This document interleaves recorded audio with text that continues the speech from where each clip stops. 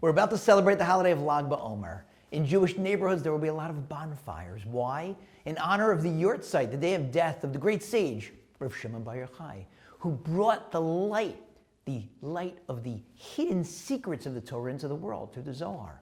And we're told that on the day of his death, he somehow asked God to suspend the sun, to delay sunset, so that he'd have more light, more time to teach those secrets of the Torah, bringing more light into the world. So we light bonfires, and we have this joyous celebration right on the heels, immediately after the 33 days that we've been counting up until Lag BaOmer that involved some signs of mourning. A lot of men haven't shaved, we're scruffy, we haven't been listening to live music. Why?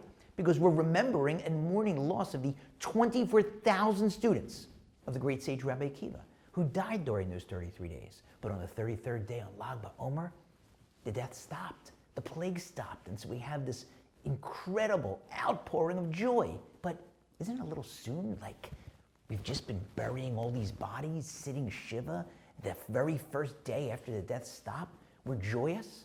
Maybe because we're showing God, we knew you were there the whole time. As tough as it was, as brutal as it was. We had no idea what was going on, and it was so painful. But we knew you were there. You were hiding. We knew it came from you. And so the first second that we see that light, we see your sunlight, we see you peeking over the clouds, showing that you were there when the plague stops, we immediately erupt in joy and thanksgiving. He's back in a way that we can see him. But there's another bonfire that doesn't always get its due. And maybe it also has a connection to Lag BaOmer. Which one? The burning bush. Moshe walks by, sees it, and says, the bush is on fire, but it's not being consumed. I have to investigate. Moshe turns. And God, the angel of God, is inside the bush. Rashi in his commentary tells us that that scene, the angel of God being in the bush, is a metaphor. It was God's way of showing, I am with you in your difficulty. God recognizing the Jews are in this brutal, horrific slavery, and I'm going to save them. But interestingly, when God calls out to Moshe from the bush, once Moshe turns towards the bush, the name that's used to describe God is Elohim. That's the God of judgment. It should have been God's other name, Yud K, Vav K, representing God's aspect of mercy. If God is in the burning bush showing that he's with us during our sorrow, shouldn't he have been calling out to Moshe, using his merciful guise rather than his one of judgment?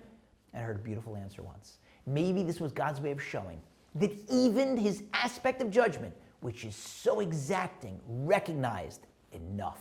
This slavery has gone on too long. It's too brutal. It's too difficult. The Jewish people, since October 7th, in a sense, have been inside that burning bush, in pain, while they're hostages.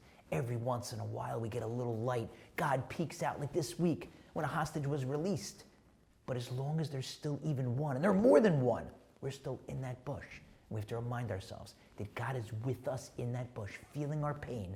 And we have to keep hoping for that moment we can have not just a little bit of joy, that occasional joy, but the full joy of seeing every last one of them be released. We're looking forward to that light.